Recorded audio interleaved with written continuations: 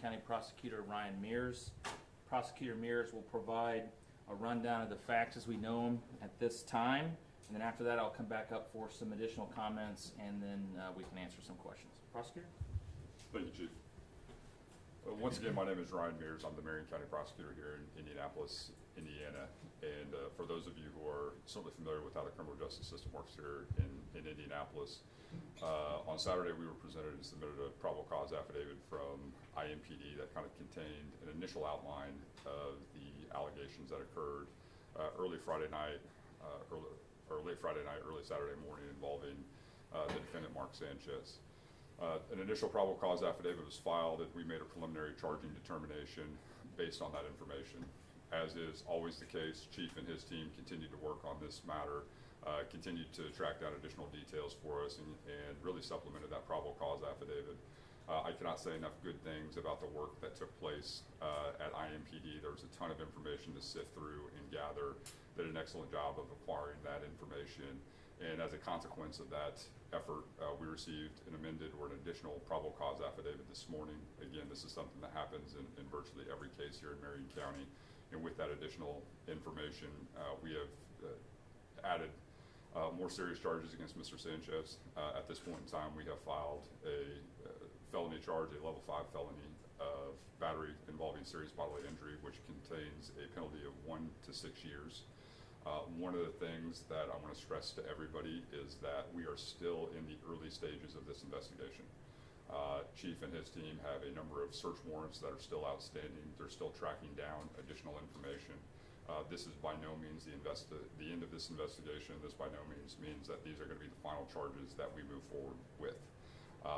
We could not have done this case and be in a position to make today's charging decision without the hard work of IMPD and people in the community who came forward with information and pointed us in the right direction. And we've gathered a ton of information. One of the challenges you have in a case like this is the fact that you are dealing with individuals who are receiving medical care, and that's obviously the most important thing, that individuals are treated appropriately. But once we were provided with additional information about the victim's current medical condition, it became clear to us that additional charges needed to be filed. There's a supporting probable cause affidavit which was filed with the court today, which outlines the additional information which we have received thanks to the effort of IMPD, and that's why we were able to file the charges. A couple of things just about this incident. You know, certainly the thing that stands out to us is this was a situation that did not need to occur. You have the allegations involve a 38-year-old man becoming involved in an altercation with a 69-year-old man who sustained significant and very severe injuries as a result of that altercation. The probable cause outlines kind of the initial nature of that dispute. We are literally talking about people fighting over a parking space, or a dispute about where people are parking, and it resulted in someone receiving just incredibly significant injuries. Where this incident took place was an area of the city which was very well covered by surveillance footage. There are multiple angles of surveillance footage which capture the events that occurred. And in addition, we had a number of civilian witnesses who came forward with provided information about what took place. For us, though, we need additional information, and Chief's team is working on that. And once we receive that additional information, additional charges might be appropriate to file. In a case like this, one of the things that you are considering is where people are coming from, where were people going, what were they doing, and then once individuals receive medical care, we're obviously very interested in what those medical records look like, because they can a lot of times give us greater insight into what was going on that day and potentially provide some information into an individual's state of mind. And so with that, I'll turn it over to Chief Bailey. Thank you, Prosecutor. First and foremost, I want to say that my thoughts and prayers are with the victim in this case and his family as he is on the road to recovery. I also want to just express just how proud I am of the officers and detectives of this police department who, those early morning hours of Saturday, rushed in to provide medical care and find out what was going on, and then spent the next really 2 full days putting this case together to present to our partners at the Marion County Prosecutor's Office.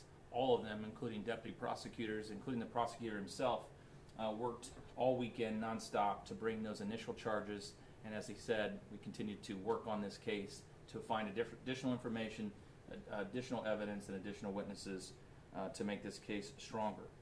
The professionalism that we saw from our teams is what makes this department one of the best in this city, one of the best in the country, and their commitment to our community and keeping downtown and every neighborhood in our city safe was evident. Downtown Indianapolis remains a safe and welcoming environment for the people that live here and the people that visit here. It remains one of our safest neighborhoods. To date, violent crime is down 5% in downtown. Property crime is down 11%. Overall crime is down 10%. And across our city, violent crime is down 21%.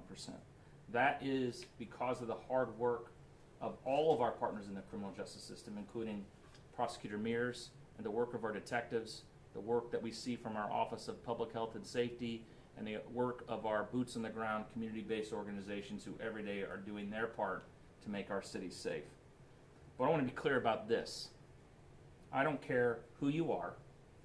I don't care what you do for a living. I don't care where you live. If you come into our city, commit violence, we will use all the tools at our disposal to hold you accountable. As we move forward, IMPD will continue to maintain our strong, visible presence in downtown on those high visibility, high traffic weekends at major events to make sure that our community is safe. And I continue to urge our community to respect one another. As the prosecutor said, this did not need to happen. It just did not. We need to recognize our differences, respect those differences, and deal with our conflict without resorting to violence, because it's just not worth it. I appreciate the cooperation of our community and the downtown residents and businesses who continue to support their police department, each other, and work with us to solve our problems. Thank you, and now we will take some questions. Ryan-mears, Prosecutor Mears, are there any laws on the books that state that charges will be up based on maybe a victim's age, especially if this person was elderly? So traditionally, that's more of a statutory aggravator as it relates to sentencing. And so one of the things that the court can consider when they're trying to impose a sentence, as I mentioned, this is a level 5 felony, 1 to 6 years. One of the statutory aggravators is the age of the victim, and certainly that is something that the judge can consider when they're imposing a sentence. Did investigators take a BAC level from Sanchez? Well, anytime anyone's admitted to the hospital, there's a number of things that are conducted as just kind of a matter of routine and a matter of procedure. And I think as you work through the process, certainly their health records are protected. We have to go through that process of making sure that any information that we receive is obtained through the proper channels. And I know Chief's team's working on that. Do we know if the investigators have had a chance to talk to any of Sanchez's associates to piece together what his Friday night was like before this happened? I can't answer exactly what step in the process the investigators are at, but as the prosecutor mentioned, just because charges are filed doesn't mean the case or the investigation stops. So the investigators will be looking into all those things, and I think the medical records are going to be extremely important for both individuals to help the prosecutor make an important or a charging decision to see if there's some other way to another charge that needs to be added, but also to see if there was some sort of altered state of mind of the individuals involved in this incident. Does the felony mean his bond has now changed? So as you know, we're currently assigned to a misdemeanor level 6 court with the additional charges. This case will be transferred to a major felony court, and then it would be up to that major felony court to make the determination as to whether or not a bond should be imposed regarding the new charges. Again, these new charges are supported by an amended probable cause affidavit, which goes into way more detail about what took place on that night, and also more clearly outlines the nature and extent of the victim's injuries in this case. How does the state's self-defense law play into this and the allegations? Well, certainly Indiana has some of the most robust self-defense laws in the nation, and that's always going to be part of the equation when you evaluate cases like this and trying to determine exactly what took place. And it will certainly be at the center of this particular trial as well when we have conversations about were people acting reasonably or not. And in Indiana, you have no duty to retreat. And so those are all things that you need to consider in terms of when you make that initial charging decision.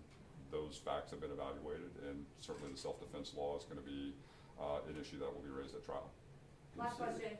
You tweeted yesterday for the first time in 3 years, criticizing the governor for his quick take for political gain. What's your reaction to that?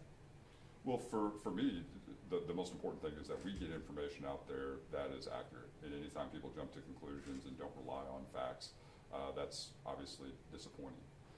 For us, though, we have conversations about what's taking place in Marion County. When those types of things are said, it's not really an attack on me. It's an attack on 420 people who work in the prosecutor's office who are dedicated to their job.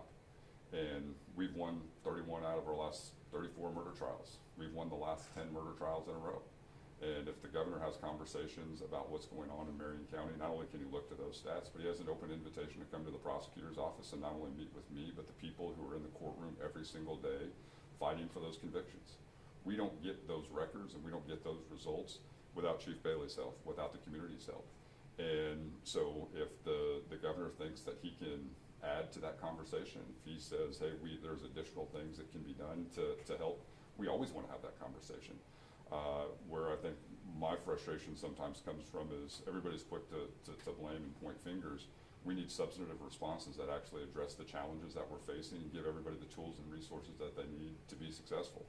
I feel very comfortable with where we are in terms of our murder conviction rate, but we can't do that without Chief Bailey. We can't do that without the community, and if the governor thinks he can assist, he's got an open invitation to come.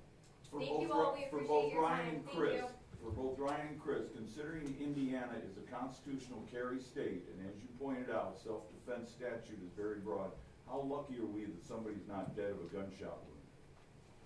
Well, go ahead. I mean, that's I mean, we've seen over the last several years the number of cases that have to be screened from the prosecutor's office and look through the lens of self-defense, I think, go up.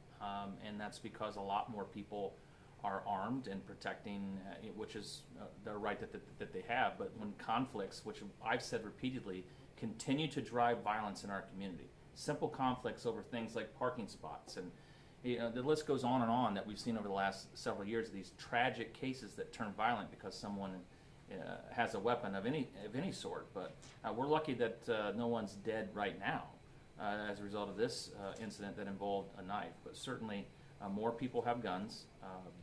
And we have to be mindful of that as we start and deal with conflict in our community. Thank you. Thank you. Thank you.